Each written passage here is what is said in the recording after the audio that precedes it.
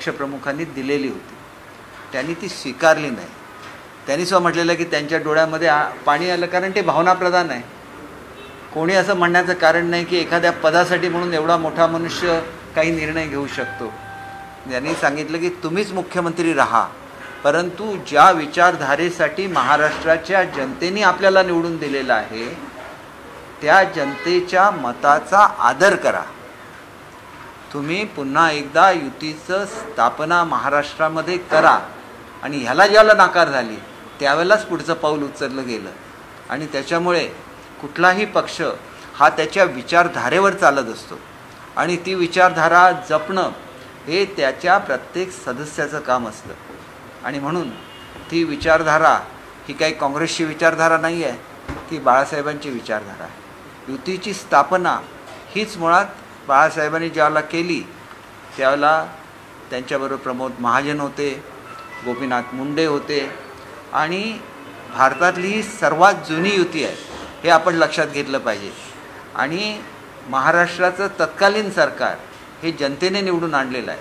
शेवटी लोकशाही हा आपल्या देशाचा आत्मा आहे आणि लोकशाही ही विविध पक्षांच्या माध्यमातून कार्यरत असते आणि त्या त्या पक्षांना स्वतःची विचारधारा आहे आणि प्रत्येकाने आपल्या विचारधारेशी आपलं इमान राखलं पाहिजे, ही वस्तुस्थिती आहे. त्याच्यामुळे एखादा कॉमेडियन काय बोलतो ह्याला मी महत्त्व देत नाही.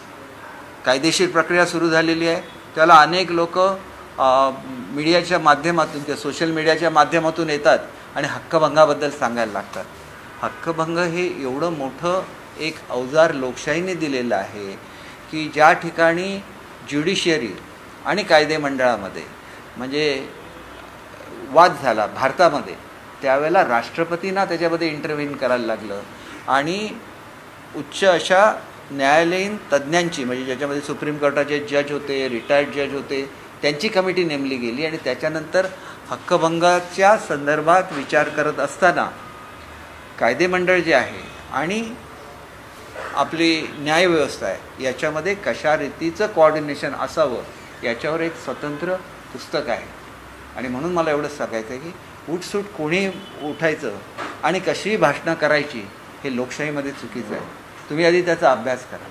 एखादं प्रकरण जेव्हा हक्कभंग समितीकडे जायचं तर ते कायद्याच्या आधारावरच चालवलं जातं आणि जोपर्यंत ते प्रकरण चालत असतं तोपर्यंत ज्युडिशरीसुद्धा त्याच्यामध्ये हस्तक्षेप करत नाही. हे मी स्वतः बघितलेलं आहे, कारण मी हक्कभंग समितीचा अध्यक्ष होतो. ज्यावेळेला अर्णब गोसावींचं प्रकरण होतं आमच्यासमोर त्यावेळेला फार मोठे कायदेशीर तज्ज्ञ हे सुद्धा हायकोर्ट सुप्रीम कोर्टापर्यंत गेले, परंतु त्याच्यामध्ये कुठेही हस्तक्षेप झाला नाही. आणि त्याच्यामुळे त्याचा आदर प्रत्येकाने ठेवला पाहिजे. काही जे काही नॉर्म्स ठरायचे असतील याच्यामधून मोठं प्रबोधन होईल आणि त्याच्यामधून ठरेल की काय आपण फ्रीडम ऑफ स्पीच आहे ते कुठेपर्यंत वापरावं याच्यावरसुद्धा फार मोठं प्रबोधन होईल आणि त्याच्यातून काहीतरी चांगलं निघेल अशी आपण अपेक्षा करूया.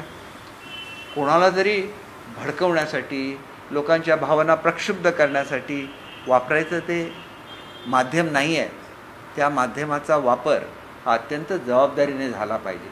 आणि म्हणून मला तुम्हाला सांगायचं आहे की एकनाथ शिंदेजी हे माझंसुद्धा शिवसेनेमधल्या सगळ्या नेत्यांबद्दल आदर आहे, मी नेहमीच आदराने बोललेलो आहोत. परंतु एक असं व्यक्तिमत्व आहे की तिथं केरळमध्ये महाप्रलय आला, एकच मनुष्य भारतातला गेला 80 बसेस भरून डॉक्टर्स आणि सामुग्री घेऊन, ज्यांनी कधीही आपला उल्लेख केला नाही. पण मी एका हॉस्पिटलमध्ये गेलो होतो, तिथं हृदयरोग तज्ज्ञ होते.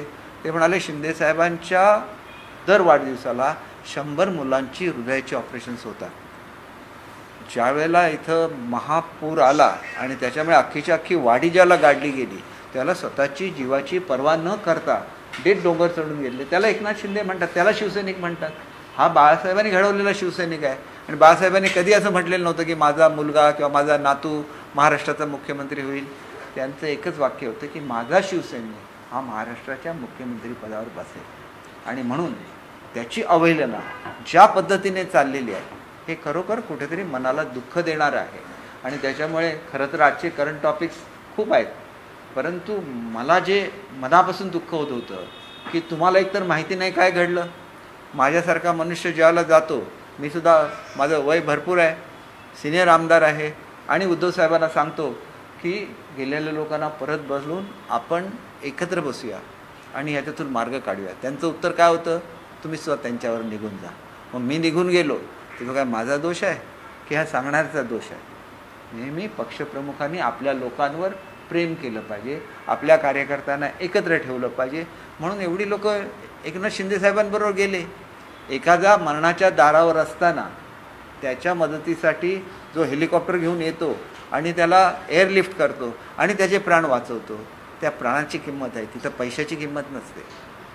म्हणून मी आपल्याला सांगतो की अशा लोकांना ज्यावेळेला तुम्ही बदनाम करता त्यावेळेला झालेला उद्रेक त्याचं समर्थन मी करणार नाही, परंतु हा उद्रेक होण्यामागे बोललेले शब्दसुद्धा किती वाईट होते, ते शब्दसुद्धा किती संयमाने वापरले गेले पाहिजे याचा विचार सर्वांनी केला पाहिजे आणि महाराष्ट्राची परंपरा जपली पाहिजे. कारण ही एक वेगळी सामाजिक क्रांतीची भूमी आहे. भारतामध्ये घडलेल्या क्रांती या महाराष्ट्रातून सुरू झालेल्या आहेत आणि त्याच्यामुळे एखादी जर विचारधारा कोण मोडत असेल तर ते योग्य आहे की अयोग्य आहे याचा विचार झाला पाहिजे.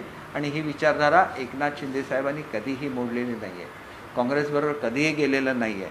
काँग्रेसचं महात्मा गांधी हे तर मुख्य काँग्रेसचं आत्माच होते. त्यांनी सांगितलेलं होतं की एकदा आपल्याला स्वातंत्र्य मिळाल्यानंतर हा पक्ष बरखास्त करा. कारण त्यांनासुद्धा माहिती होतं की पुढच्या काळामध्ये काय काय होणार आहे. कारण पुढच्या काळात होणारं हे मतासाठीचं राजकारण असणार हे त्या काळामध्ये महात्मा गांधीजींनी ओळखलेलं होतं. म्हणून त्यांनी म्हटलेलं होतं की काँग्रेस बरखास्त केली पाहिजे. आणि त्याच काँग्रेसच्या वाटेने आपण जायचं की बाळासाहेबांनी सांगितलेलं होतं की ज्या दिवशी माझ्यावर काँग्रेसबरोबर जाण्याचा प्रसंग येईल त्यावेळेला मी माझं दुकान बंद करेन, म्हणजे मी माझी शिवसेना पक्ष माझा मी बरखास्त करून टाकेन. म्हणजे हे जर बाळासाहेब म्हणू शकतात तर मग त्यांच्याच मताची अवहेलना त्यांनी स्थापन केलेल्या पक्षामध्ये कशी होऊ शकते? आणि ज्यांनी इतर लोक जे म्हणतात की बाप वगैरे ह्या जो काय उल्लेख होतो, बाप वगैरे असं आपण म्हणायचं, आपण वडील म्हणतो, परंतु त्यांच्यावर अधिकार कोणाचा होता? त्यांच्यावर अधिकार प्रबोधनकार ठाकरेंचा होता. सर्व पक्षांनी आपापली तत्त्व सोडली आणि संयुक्त महाराष्ट्रासाठी एकत्र झाले. परंतु ज्यावेळेला महाराष्ट्राची निर्मिती झाली, मराठी बोलणाऱ्या महाराष्ट्राची निर्मिती झाली, त्यावेळेला सर्व पक्ष आपापल्या वाटेने गेले. याची जाणीव फक्त प्रबोधनकारांना होते आणि म्हणून त्यांनी सांगितलं की माझं बाळ मी आज महाराष्ट्राच्या झोळीमध्ये टाकलेलं आहे. याचा अर्थ काय होतो की बाळासाहेब महाराष्ट्राचे झाले, ते कुठल्या कुटुंबाचे राहिले नाहीत, ते अख्ख्या महाराष्ट्राचे झाले. मग त्याचा अवमान आपण आपल्या बोलण्यातून करायचा का, आपल्या वाक्यातून करायचा का, हा सगळा प्रश्न असतो. त्याच्यामुळे त्याच्यात अधिक खोलात मी जात नाही. माझं म्हणणं असं आहे की आता हे प्रकरण हे विधिमंडळासमोर गेलेलं आहे. विधिमंडळाने निर्णय द्यायचा. कुठेही विधिमंडळाचं चुकीचं वाटत असेल त्यांना न्यायालयाची दारं उघडी आहेत आणि याच्यामधून जे काही विचार प्रबोधन होईल त्याच्यामधून ठरेल. पण या छोट्याशा गोष्टीचा वापर करून अनेक लोक त्याच शब्दाचा पुन्हा पुन्हा उपचार करून महाराष्ट्रामधलं वातावरण बिघडवण्याचा प्रयत्न करत आहेत. हे एक षडयंत्र आहे, हे मी महाराष्ट्राच्या जनतेला सांगू इच्छितो. आमच्या पक्षाच्या माध्यमातून त्याची नोंद प्रत्येकाने घेतली पाहिजे. आणि हा सुद्धा तुम्हाला याच्यापैकी कुठल्याही पूर्वी घडलेल्या घटना सांगायच्या असतील, प्रत्येक घटनेचा मी स्वतः साक्षीदार आहे, मी सगळं सांगू शकेन. वक्फ बोर्डाच्या संदर्भातला जो विषय आज चालू आहे याच्यामध्ये आमच्या पक्षाची भूमिका स्पष्ट आहे. आम्ही कुठल्याही परिस्थितीमध्ये वेगवेगळ्या धर्मांमध्ये भेदभाव करत नाही. जो गरिबातला गरीब मनुष्य आहे, शेवटी वक्फ बोर्ड हे असेट मॅनेजमेंटसाठी तयार केलेली एक यंत्रणा आहे. कारण खूप मोठ्या ज्याला असेट्स असतात त्याला त्याचं परफेक्ट मॅनेजमेंट झालं पाहिजे आणि त्याच्यामधून क्रिएट केलेला पैसा हा त्या समाजातलं शिक्षण असेल, त्या समाजामध्ये वेगवेगळी समाजोपयोगी किंवा त्या व्यक्तींना योग्य अशी कल्याणकारी कामं करायची असतील तर त्याच्यासाठी वापरला गेला पाहिजे. आणि ह्याच्यावर कधी महिलांना प्रतिनिधित्व मिळालं नव्हतं. जो दुर्लक्षित समाज आहे त्याच्यावर कधी प्रतिनिधित्व मिळालं नव्हतं. आणि कालच उत्तर देत असताना स्वतः गृहमंत्र्यांनी सांगितलं की त्याच्यावर इतर धर्माचा कोण जाणारच नाही, एवढं क्लिअर आहे. परंतु त्याच्याच मधले जे दुर्लक्षित समाज आहेत त्यांना तरी तिथं रिप्रेझेंटेशन मिळू शकतं. आणि म्हणून हा एक चांगला निर्णय अनेक वर्षांनी झालेला आहे की या ज्या काही भारतातल्या आपण जर आपलं डिफेन्स आणि रेल्वेज ही 2 डिपार्टमेंट सोडली तर त्याच्या खालोखाल सगळ्यात जास्त असेट्स या बोर्डाच्या आहेत. आणि त्याचा वापर हा मुस्लिम समाजाच्या हितासाठी करण्याच्या दृष्टीने हे विधेयक आहे. त्याच्यामुळे त्याच्याकडे त्या दृष्टीने बघितलं पाहिजे. आम्ही समान न्याय सर्वांना देतो. एकपत्नी हे जे काय आपल्यासाठी कंपल्सरी आहे आपण ते स्वीकारलंच ना. तो ज्याला कायदा झाला त्याला हिंदू धर्माने तो स्वीकारला. तसंच मुस्लिम याच्यामध्ये जी तलाक देण्याची पद्धत होती, ज्याच्यामध्ये महिलांवर अन्याय होत होता, त्याला सुप्रीम कोर्टाने त्याच्यावर निकाल दिलेला होता. परंतु त्या काळामध्ये राजीव गांधी पंतप्रधान होते, त्यांनी सुप्रीम कोर्टाचा तो निकाल मानला नाही. म्हणून मोदी साहेबांनी शेवटी त्या महिलांना न्याय दिला आणि आजसुद्धा महिलांना न्याय देत आहेत. 2 महिला या एवढ्या मोठ्या बोर्डवर येणं हा एक महिलांचा सन्मान आहे. ह्या सुद्धा गोष्टीची प्रत्येकाने जाणीव ठेवली. लोकसभेमध्ये मांडण्यात आलं त्यावेळेस आज पत्रकार परिषदेत म्हणाले की मुस्लिमांचं सगळ्यात जास्त लांबून चॅलेंज आहे ते काल म्हणजे भाषणं झाली त्यामध्ये करण्यात आलं. खास करून जर त्यांनी शिवसेनेचा उल्लेख केला, त्यांनी त्यावेळेस विरोध का केला नाही असंही उद्धव ठाकरे म्हणतात. बघा, तुम्हाला सुद्धा माहिती आहे की लांगुल चालन सध्या महाराष्ट्रामध्ये कोण करतं आहे आणि जी मतं मिळतात त्याच्यामध्ये ओरिजिनल शिवसेनेची मतं किती आहेत. बाळासाहेबांनी या मतासाठी राजकारण केलं असतं का? केलं नसतं. पण उद्धव साहेबांनी केलं, ही वस्तुस्थिती आहे. आणि मग त्यांच्या प्रचारामध्ये ही लोकं दिसली, ज्याने त्यांचा मुंबई हा तर आत्मा आहे शिवसेनेचा. मुंबईच्या बॉम्ब हल्ल्यामध्ये जे आरोपी होते ते प्रचारामध्ये दिसले. याच्यापेक्षा वाईट काय असू शकतं? फतवे निघाले, कोणाच्या बाजूने निघाले? उद्धव साहेबांच्या बाजूने निघाले. ही तर वस्तुस्थिती तुम्हाला सगळ्यांना माहिती आहे. मग ते लालू चंगन केल्याशिवाय निघाले का? मी उद्धव साहेबांचा नेहमी आदर ठेवलेला आहे आणि नेहमी आदराने बोललेलो आहे. पण हे तर तुमच्या डोळ्यासमोर घडतंय ना. त्याच्यामुळे त्यांना असं म्हणण्याचा कुठलाही नैतिक अधिकार नाही असंच मला वाटतं. हां,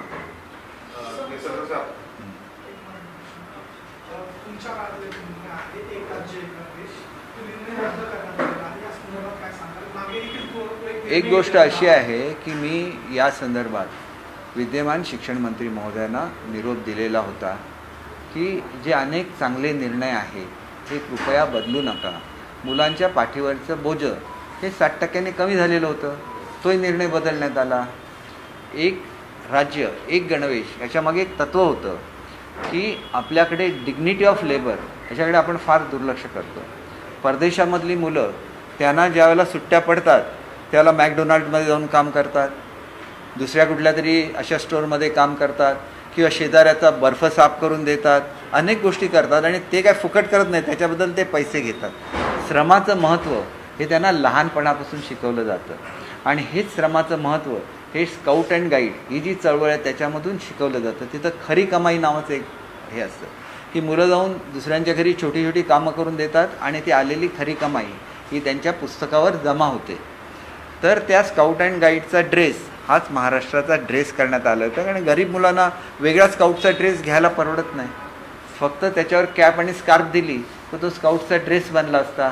आणि स्काउटमध्ये सगळ्यात जास्त संख्या ही महाराष्ट्रातल्या मुलांची. म्हणून अनेक जे निर्णय असतात, जो पुस्तकाचं ओझं कमी करत असतानाच गरीब मुलांना वह्यांची पानंसुद्धा मोफत मिळत होती. त्याच्यामुळे ह्या गोष्टी त्यांनी पहिल्यांदाच हे डिपार्टमेंट सांभाळलं. मी याचा खूप अभ्यास केला आणि त्याच्यानंतर सुरुवातीच्या 1 वर्षामध्ये खूप अभ्यास केला आणि 1.5 वर्षामध्ये धडाधड निर्णय घेतले आणि ते निर्णय सर्वांच्या हिताचे होते.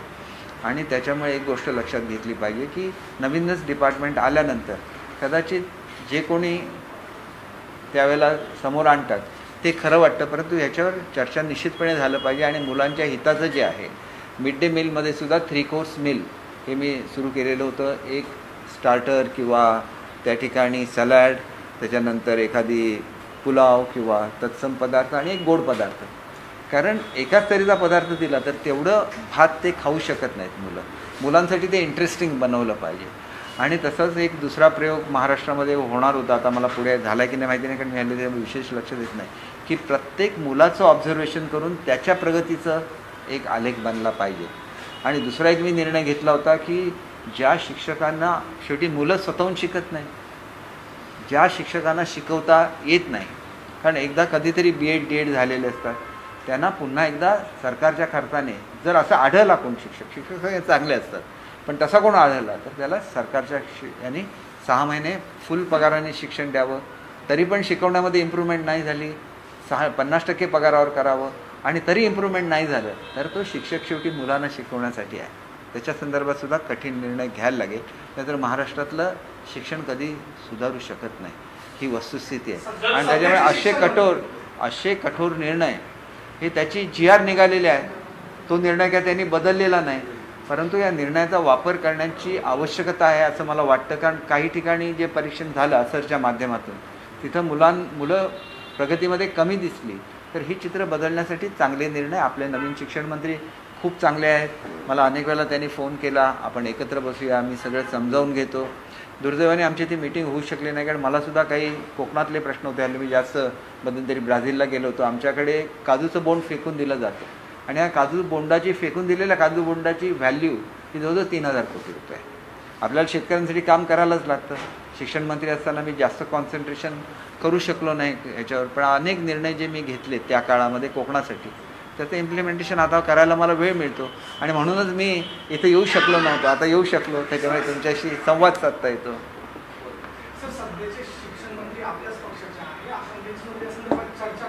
मी निश्चितपणे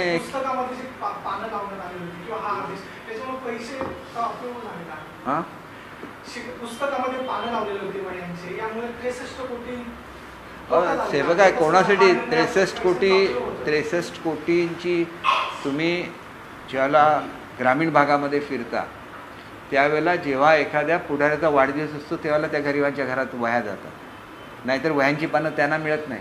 आम्ही पुस्तकं फुकट देतो, वह्या फुकट देत नाही. मुलांना वह्या लागतात ना, नोट्स घ्यायला पाहिजे की नाही.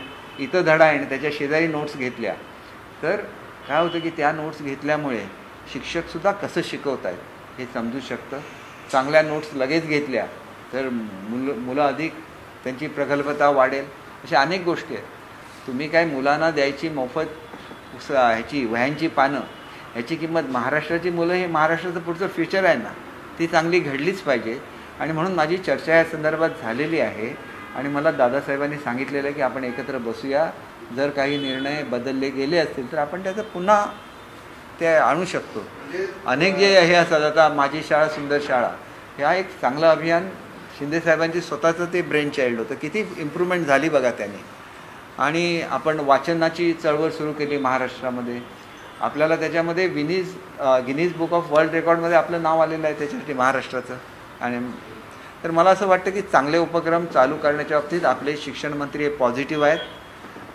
फक्त आमच्या दोघांचं एकत्र येण्याचं खूप वेळा घडलं नाही ही चर्चा करण्यासाठी. त्यांनी मी केलेले सगळे निर्णय वाचून बघितले, म्हणजे त्यांना स्वतःला इंटरेस्ट आहे आणि आम्ही ते निर्णय पुढे घेऊन जाऊ. संजय राऊतांनी असं म्हटलेलं आहे की शिंदेच्या पाठीला कंडा लावावा लागेल कारण ते वारंवार दिल्लीसमोर झुकतात, कसं पाहताय? हे बघा, मला एवढंच म्हणायचं आहे की महाराष्ट्रासाठी काही मागायचं असेल तर दिल्लीला जायला लागतं, तिथून मदत आणायला लागते. आम्ही कोणीतरी मोठे आहोत म्हणून महाराष्ट्राच्या जनतेला त्या सोयींपासून वंचित ठेवणं कितपत योग्य आहे तर तुम्ही विचार करा. केवळ मी कोणीतरी मोठा आहे, मी दिल्लीला जाणार नाही, मग फायनान्स तर दिल्लीवरून येणार ना, आणि वंचित काय तुम्ही राहणार नाही. तुम्ही तर मोठ्या मोठ्या गाड्यातून फिरू शकता, बंगल्यांमध्ये राहू शकता. गोरगरीब जनतेचा पैसा आहे तो मागण्यासाठी गेलंच पाहिजे. त्याच्यामध्ये कमीपणा काय? तुमच्या लोकांसाठी तुम्ही जाता, तुम्ही काय स्वतःसाठी मागायला जाता का? आमच्या जनतेचा जो अधिकार आहे, उद्या एखादा या ठिकाणी नैसर्गिक आपत्ती आली ते त्याच्यासाठी पैसे मागायला जाणं हे जनतेसाठी पैसे मागण्यासारखं आहे. त्याच्यामध्ये लाचारी कसली आहे? आणि जनतेसाठी जर आपल्याला कुठे कमीपणा घ्यायचा लागला तर तो कमीपणा प्रत्येक पुढाऱ्यांनी घेतलाच पाहिजे असं मला स्वतःला वाटतं. आणि तेच जनतेच्या हिताचं आहे. आपण कोणीतरी ताठ उभं राहायचं आणि मदतीपासून गरिबांना वंचित ठेवायचं हे योग्य नाही. सर, वक्फ बिल म्हणजे जमीन लाटण्याचा प्रकार आहे सरकारचा, आता थेट आवर उभं टाकलं गेलं.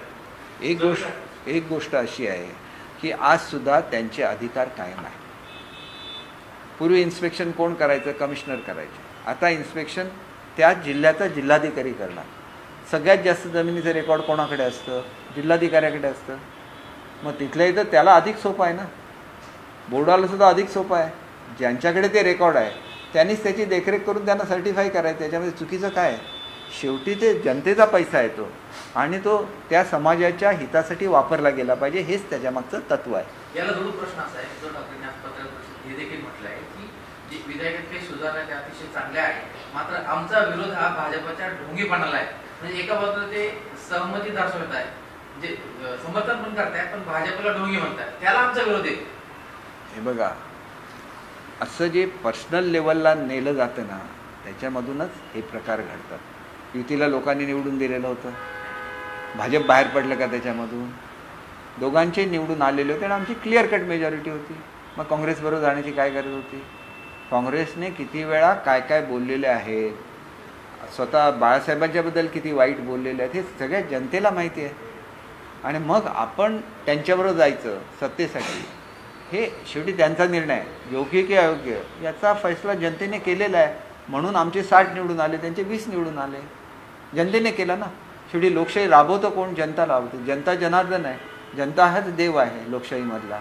त्यांचा निर्णय ऑलरेडी झालेला आहे आणि त्यांनी त्या निर्णयातून बोध घेऊन आता तरी ही विचारसरणी बदलली पाहिजे असं मला वाटतं. आता आम्ही काय त्यांना ॲडवाईज करू शकत? आम्ही खूप छोटी माणसं. सर, अभी हिंदी में बताइए कि वक्फ बोर्ड को लेकर उद्धव ठाकरे कह रहे कि बीजेपी की ढोंग को विरोध किया और बीजेपी ही तुष्टिकरण के लिए हितेशी ऐसी तब तो बहुत से लोगों ने भाषण दिए, तब आपके पार्टी के लोग चुपचाप लाकर रोक रहे, सब देख रहे हैं. बिल्कुल नहीं. इस बिल के समर्थन में हमारे वहाँ के नेता शेखान जी ने बहुत अच्छा भाषण किया है लोकसभा में. उन्होंने इस बिल का समर्थन किया है. ये जो बिल है, ये जो गरीब लोग हैं उनके जो अधिकार है उनको प्रोटेक्ट करने वाला बिल है. आज तक महिलाओं को वहाँ पे रिप्रेजेंटेशन नहीं मिला था. जो बिछड़े वर्ग के लोग हैं मुस्लिम समाज में ही, उनको वहाँ पे एकोमोडेट नहीं किया जा रहा था. तो अब सबका रिप्रेजेंटेशन आ जाएगा. सब जो निर्णय लेने हैं उनको ही लेने हैं. उनके कोई भी अधिकारों को सीमित नहीं किया गया है. सिर्फ जहाँ पे कमिश्नर असेस करता था वहाँ पे कलेक्टर करेगा, क्योंकि collector is the nearest person in that district to know about revenue matters. तो उसमें क्या गलत है? हर चीज़ है वो समाज के हित में है और सब अधिकार उनको ही दिए हैं. तो उनके जो पहले के अधिकार थे उनको सीमित नहीं किया गया है. सिर्फ उस पर कंट्रोल करने की मशीनरी क्रिएट की गई है और इसमें कुछ भी गलत नहीं है, क्योंकि ये सब पब्लिक मनी है. और वह जो बोर्ड है उसका निर्माण ही असेट मैनेजमेंट के लिए किया गया था. तो असेट मैनेजमेंट अच्छी तरह से होनी चाहिए और ये पैसा गरीब जो मुस्लिम युवा है उनके शिक्षण के लिए जाना चाहिए, उनके लिए जो कल्याणकारी योजना है उनके लिए जाना चाहिए. और इस पर सिर्फ ऑब्जर्वेशन रखा जाएगा तो एक अच्छी बात है जिसमें से उभर के आई हुई. पहले कि उन्होंने कोई हिंदुत्व नहीं छोड़ा, लेकिन आप लोग जानबूझकर ऐसी बातचीत फैला रहे. उल्टा आप ही जो है अगर एक तरफ कह रहे कि मुस्लिम हिंदुओं का बिल है तो फिर आपने ये हिंदू के सेंटिमेंट के खिलाफ लगाया है, ऐसा उनका कहना है. देखिए, तुष्टीकरण की जो राजनीति थी, कांग्रेस के सबसे महान नेता कौन थे? राष्ट्रपिता महात्मा गांधी. उन्होंने ये क्यों बोला था कि एक बार फ्रीडम मिल जाए फिर इस पार्टी को बर्खास्त कीजिए, क्योंकि उनको मालूम था कि आगे चल के वोट की राजनीति होने वाली है. इसीलिए उन्होंने बोला था कि बर्खास्त करो. और ये वोट की राजनीति बहुत साल से कांग्रेस चलाते हुए आ रही है और ये सबको मालूम है. उनके साथ जाने का ही मतलब तुष्टीकरण का है. इसमें कुछ ये नहीं है, क्योंकि बाबा साहब ने खुद बोला था जिस दिन मुझे कांग्रेस के साथ जाना पड़े उस दिन मैं अपनी पार्टी बंद कर लूँगा, मेरी दुकान मैं बंद कर लूँगा. इतने साफ शब्दों में उन्होंने कहा है. उसके बावजूद भी अगर वो आर्ग्यूमेंट करते हैं तो देखिए मुंबई के इलेक्शन में फतवे निकले, किसके फेवर में निकले? उनकी ही पार्टी के फेवर में निकले. फतवे निकालना अच्छी बात है क्या डेमोक्रेसी में? अच्छी बात बिल्कुल नहीं है, लेकिन उनके फेवर में निकले. क्यों निकले? क्योंकि वो उनका तुष्टीकरण करते हैं. और दूसरी बात की जो स्कूली पोशाक है उसको लेकर जो आपकी सरकार का फैसला जो है सरकार ने उस पर स्टे लगा दिया है, उसको लेकर क्या है?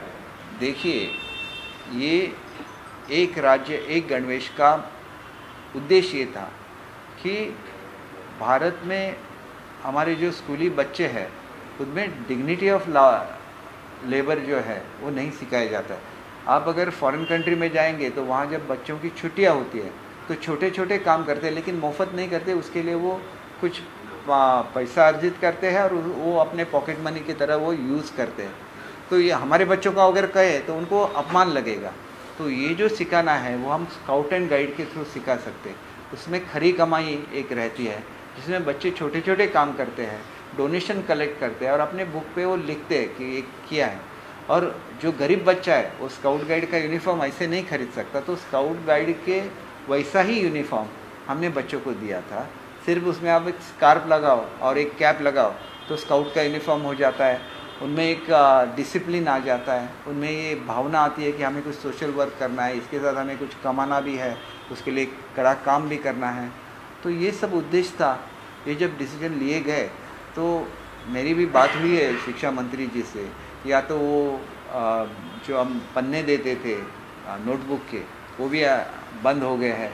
एक गरीब जो स्टूडेंट रहता है उसको फ्री में स्कूल की बुक दी जाती है, लेकिन उसको नोटबुक नहीं दी जाती। तो वो इंतज़ार करता रहता है कि कोई सोशल वर्कर का बर्थडे, उस दिन मुझे किताबें बांटी जाएंगी, ये किताबें नहीं नोटबुक्स बांटी जाएंगी, तो उस दिन का इंतज़ार करता है। गवर्नमेंट पे पहला अधिकार वो बच्चों का है, उनको भी नोटबुक्स मिलनी चाहिए, और वही भावना थी। तो इसके बारे में शिक्षा मंत्री जी से बात करूँगा। आज का तो पहला ये था कि एक साजिश चल रही है महाराष्ट्र में हमारे नेता आदरणीय एकनाथ शिंदे जी को बदनाम करने की एक साजिश चल रही है, और एक साजिश का ये भाग है कि बुरे शब्दों का इस्तेमाल हो रहा है। उन्होंने कभी भी महाराष्ट्र का मुख्यमंत्री पद नहीं मांगा था। जब ये मतभेद हो गया तो उनको ऑफ़र किया गया था उद्धव जी की तरफ से, मैं स्टेप डाउन होता हूँ, आप मुख्यमंत्री बने। उन्होंने बोला ये बात नहीं है, हर एक पक्ष की विचारधारा रहती है, हमें विचारधारा के साथ रहना है। महाराष्ट्र की जनता ने युति को जिता के दिया है, मतलब शिवसेना भाजपा युति को ये मैंडेट दिया है, तो उसका आप आदर कीजिए। और आप उतना ही उनकी मांग थी, और जो विचारधारा है उसका आदर रखना, जो पब्लिक मैंडेट है उसका आदर करना, इसके लिए गद्दारी जैसे बुरे शब्द यूज़ होते हैं, यही एक ट्रेजेडी है। हमारी डेमोक्रेसी पक्षों की विचारधारा पे चलती है, हर एक को अपनी विचारधारा का पालन करना चाहिए, और वो करने के बावजूद कोई भी कॉमेडियन उस पर कॉमेंट करता है तो उसका जो भी होना है उसके लिए डिफरेंट प्लेटफॉर्म्स है। हक्कभंग प्रस्ताव आ गया है, उसमें इसकी चर्चा होगी, आगे चल के उसको चैलेंज किया गया कोर्ट में, तो उसके बारे में चर्चा होगी। और एक अच्छी आचार संहिता कि आप ऐसे शब्दों का उपयोग मत कीजिए जिससे समाज में द्वेष पैदा हो जाता है। तो ये तो आचार संहिता लाना अच्छा है या बुरा है, उसके बारे में जो भी डेलिब्रेशन होगी, जो भी चर्चा होगी, उसके बाद इसका निर्णय आएगा। लेकिन आप एक व्यक्ति जो एक ऐसा व्यक्ति है कि जो अपने बारे में कभी भी नहीं सोचता। केरल में इतना बड़ा फ्लड आ गया, 80 डॉक्टर की 80 बसेस भर के सब सामग्रियाँ, डॉक्टर्स सबको लेके गए। मैं एक हॉस्पिटल में गया था, एक बहुत ही फेमस हॉस्पिटल है, तो उन्होंने मुझे ऐसे बोला कि जब शिंदे साहब का बर्थडे होता है तो उसी दिन 100 बच्चों का हार्ट का ऑपरेशन फ्री में किया जाता है, और इसकी एडवर्टीजमेंट भी नहीं की जाती है। जिस वक्त बहुत बड़ी वर्षा हो गई और पूरा गांव का गांव पहाड़ के नीचे दब गया, तो एक ही ऐसे एकनाथ शिंदे से जो खुद चल के वहाँ पे गए और वहाँ के लोगों की मदद करने की कोशिश की। आप सब उनके अच्छे ही भूल जाएंगे और कुछ भी बुरे शब्द उनके लिए यूज़ करेंगे, तो कोई कार्यकर्ता इसको सहन नहीं कर सकते। कार्यकर्ता ने जो किया है उसका समर्थन तो मैं नहीं करूँगा, लेकिन ये एक साजिश थी, ऐसे मेरा खुद का सोचना है, और ये आज भी चल रहा है, आज भी वही चल रहा है। हालांकि केसेस दर्ज हुई है, ये मामला असेंबली की जो कमेटी है वो कमेटी के सामने ये मामला चलेगा। ये हक्कभंग का प्रस्ताव है तो उसके बारे में ये मामला चलेगा, तो उसके बाद जो भी उससे निकलेगा इसके बारे में हर किसी को वेट करना चाहिए। उसको चैलेंज भी किया। सर एक आदेश निकला है चीफ सेक्रेटरी के द्वारा कि अब हर कोई फाइल जो है वो आदित्य के पास जाएगी, पहले फिर शिंदे साहब के पास जाएगी, फिर उसके बाद सीएम साहब के पास जाएगी। या शिंदे साहब का कद बढ़ा है, उनका सम्मान बढ़ा है। पहले ऐसा आप लोगों का आरोप था कि उनको दरकिनार किया जा रहा है, शिवसेना पर अन्याय हो रहा है, उसको इस बार फैसले को कैसे देखते हैं? देखिए, ये जो महाराष्ट्र में जीत हुई है उसके पीछे भी शिंदे साहब की बहुत मेहनत रही है। और पहले जब हमारी सरकार आई थी शिंदे साहब के नेतृत्व में, तो उस वक्त भी यही प्रोसीजर था कि तीनों मंत्रियों के जो 2 डिप्टी सीएम और सीएम हैं उनके थ्रू हर फाइल जाएगी, तो उसी को ही रिपीट किया जाए, इसमें कुछ नई बात नहीं है। लेकिन हमें एक चीज़ का बहुत अभिमान है कि एकनाथ शिंदे जी इस प्रोसेस में है और वो हमारे नेता है। विपक्ष कह रहा है कि ये कोई सम्मान या ये नहीं है, उल्टा उससे तो वॉच रहेगा ज़्यादा। देखिए ऐसा है कि विपक्ष ऐसी बातें बोलते रहता है क्योंकि क्रिटिसिज्म करना उनका काम है, और काम करना, शिंदे साहब हमेशा बोलते हैं कि क्रिटिसिज्म का रिप्लाई मैं अपने काम से दूंगा। Thank you very much.